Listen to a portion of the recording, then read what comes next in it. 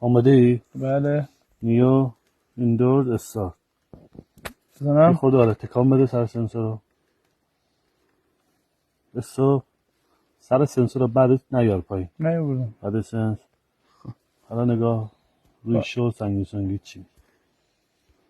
ببین الان زیر این درخته هیچی نیست. خب فقط ببین یه لحظه لیزر تو روشن کن، این محیطایی که گرفتی بررسی کن. یه لحظه لیزر تو روشن کن. خب بیار بالا سر دستگاه. ببین الان یه محیط کنده شده پایین داری، نگاه کن اونجا رو پایین کنده شده. ببین کو اونا ببین. نه لیزر رو بر تو این جای خالی. این کجا اینجا؟ جا خالی نگاه کن.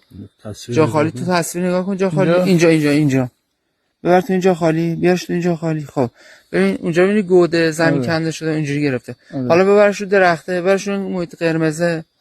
ببین این به اصطلاح خود تنه است که به این رنگ انداخته. خب بعد اونور برو روی محیط آبی بزرگی که اینجاست. ببین این دیگه میفته کجا؟ میفته تو خلاصیه پشت درخت. میبینی؟